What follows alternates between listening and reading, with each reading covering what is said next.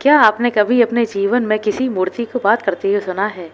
सोचिए कोई मूर्ति आपसे बात करे और आपसे बोले कि मुझे जिस स्थान से उठाकर लाए हैं, उसी स्थान पर सुरक्षित छोड़कर आओ, अन्यथा तुम्हारे साथ बहुत बुरा हो जाएगा।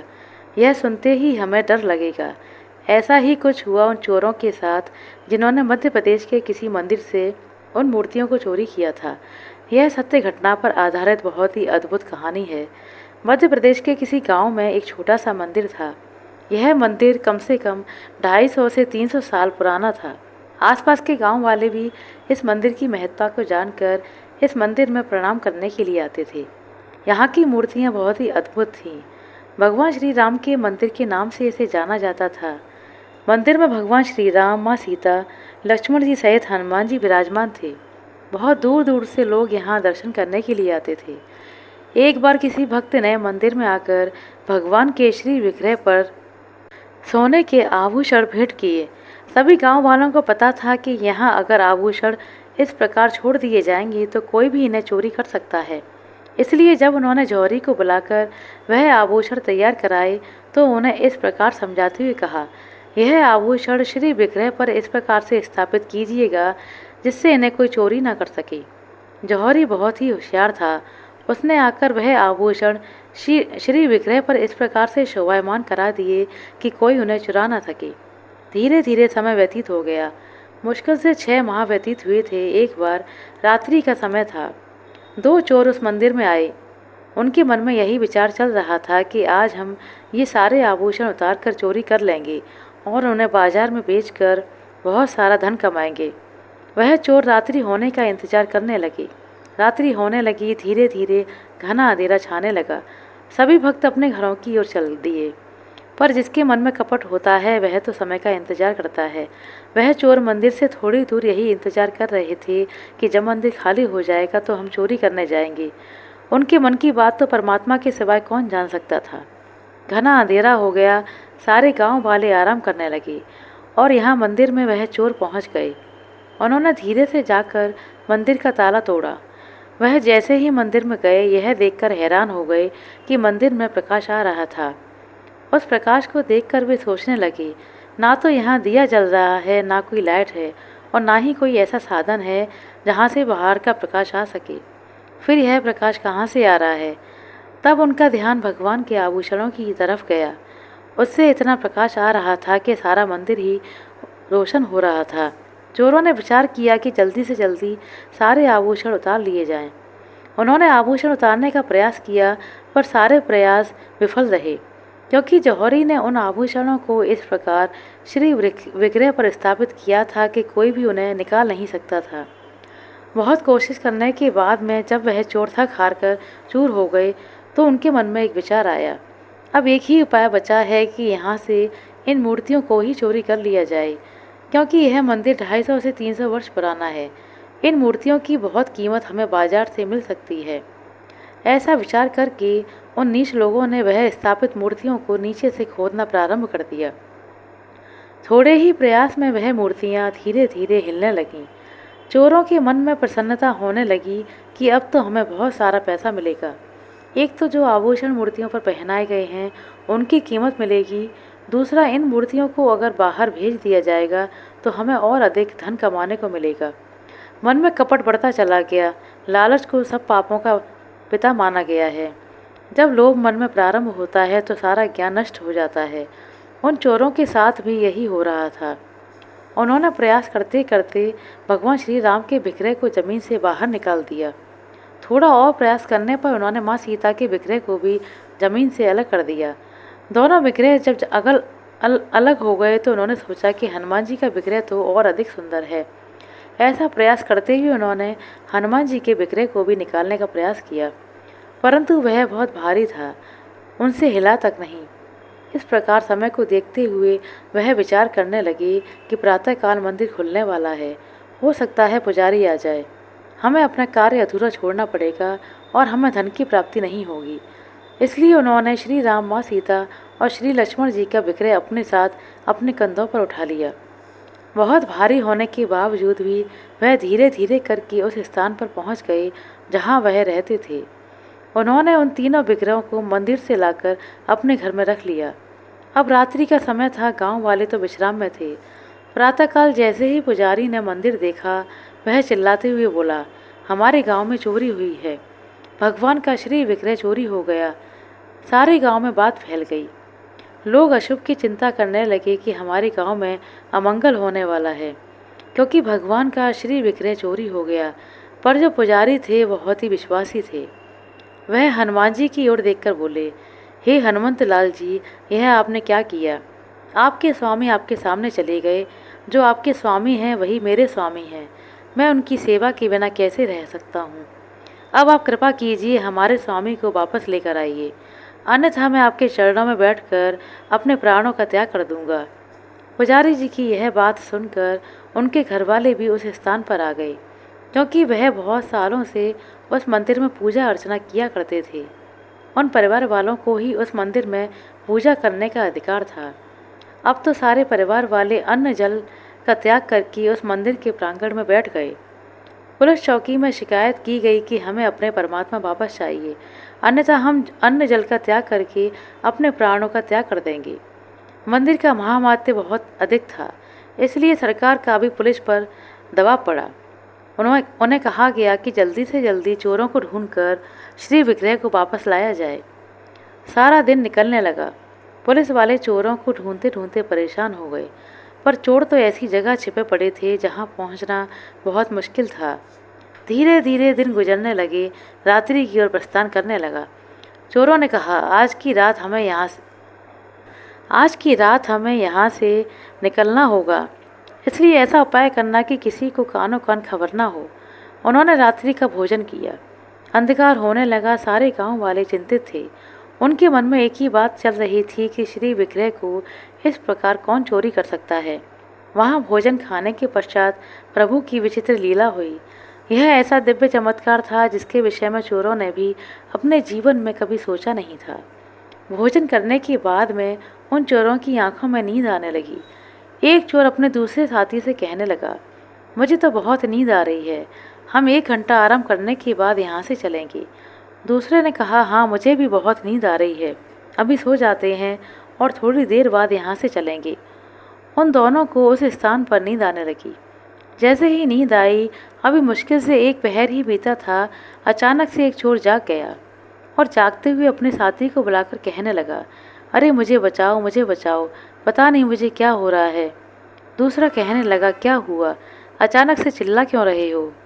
तब वह साथी कहने लगा कि मैंने कुछ ऐसा देखा है जिसे देखकर मुझे बहुत भय लग रहा है, मुझे बचाओ, मुझे यहाँ से निकालो, मुझे पता नहीं क्या हो रहा है। उसका साथी कहने लगा, बताओ तो क्या हुआ? उसने कहा, बताता हूँ, पर मेरी जुबान डूबती जा रही है, मुझे बचा लो। साथी कहने लगा, बताओ हुआ क्या है?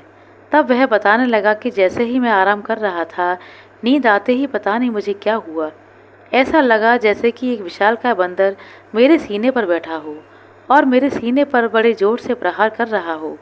ऐसा प्रतीत हुआ कि कम से कम 500 से 600 किलो का वह बंदर है और मुझे मारते हुए कह रहा है कि मेरे स्वामी को अपने स्थान पर पहुंचा दे। मेरे स्वामी को अपने स्थान पर पहुंचा।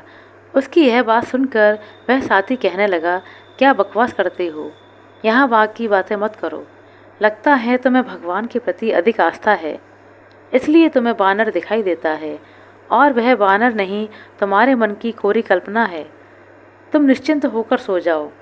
अब अपने साथी की बात मानकर वह सो गया।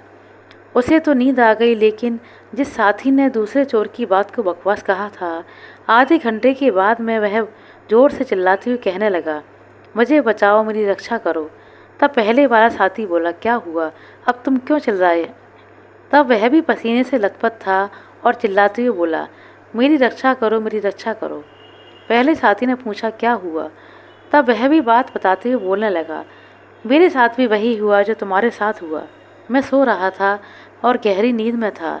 अचानक से ऐसा प्रतीत हुआ कि कोई 500 से 600 किलो का बानर मेरे सीने पर चढ़ गया है और मुझे मारते हुए कह रहा है कि मेरे स्वामी को अपने स्थान पर पहुंचा कर आओ, अन्यथा तुम्हारे साथ बहुत बुरा हो जाएगा। अब पहला चोर अपने साथी की बात सुनकर कहने लगा, मैंने भी तो तुमसे यही कहा था। वह कौन था जो मेरे सीने पर और तुम्हारे सीने पर चढ़कर इस प्रकार की बात बोल रहा था? तब दोनों ने पक्का निश्चय किया। कोई हो ना हो, लगता है कि कोई अद्भुत दिव्य शक्ति है जो हमें परेशान कर रही है, लेकिन हम डरेंगे नहीं। हम आपस में मिलकर उसका मुकाबला करेंगे। ऐसा विचार करके वह एक दूसरे के पास बैठ गए और विचार करने। थोड़ी रात्रि और गहरी हो जाए तो इन मूर्तियों को यहाँ से उठाकर अपने स्थान पर ले जाएंगे, ऐसा सोचने लगे। लेकिन जैसे ही वे पास पास आए, तभी अचानक से एक दिव्य चमत्कार होने लगा। वह ऐसा अद्भुत चमत्कार था जिसे देखकर उन चोरों की रूह कांप गई। वह कहने लगे, बचाओ, हमें बचाओ। उन्होंने जिस घटना का जिक्र पुलिस के समक्ष किया वह बहुत ही अद्भुत थी। वह चोर कहने लगे कि हम दोनों एक दूसरे के नज़दीक आकर बैठ गए। जैसे ही हम एक दूसरे के नज़दीक बैठे, अचानक से जिन मूर्तियों को हमने चुराया था उनके स्थान से एक अद्भुत किरण निकली। वह किरण हमारे शरीर को स्पर्श होने लगी और हमें ऐसा प्रतीत होने लगा कि जैसे हमारे शरीर में कोई करंट मार रहा हो। हमारा शरीर एक दूसरे से जकड़ने लगा। हमने बहुत प्रयास किया कि हम एक दूसरे से दूर हो जाएं, लेकिन वह शक्ति हम दोनों को इस प्रकार निचोड़ रही थी, ऐसा लग रहा था जैसे हम दोनों एक दूसरे में समा जाएंगे। बहुत देर चिल्लाने के बाद भी हम अलग नहीं हो पा रहे थे। तब हमसे उन्होंने कहा, तुम्हें क्या चाहिए? तब दूर पड़ी मूर्तियाँ बोल उठीं।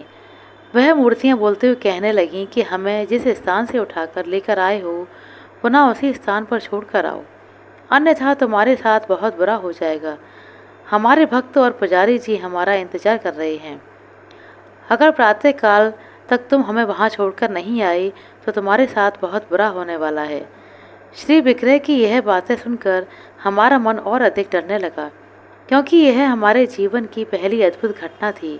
हमने बोलती हुई पत्थर की मूर्तियों के विषय में अनेक कहानियाँ सुनी थीं, लेकिन पहली बार ऐसा सुनते हुए हमें बहुत भय लगा। तब हम हाथ जोड़कर कहने लगे कि हमें क्षमा कर दो, हमें क्षमा करो।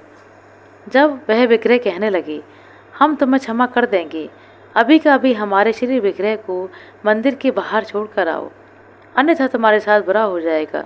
तब वह चोर कहने लगे कि वह गांव के लोग हमें पहचान जाएंगे और हमें मार डालेंगे। हम आपका विश्वास कैसे करें, कैसे आपको वापस छोड़ कर आएँ। तब आकाशवाणी हुई।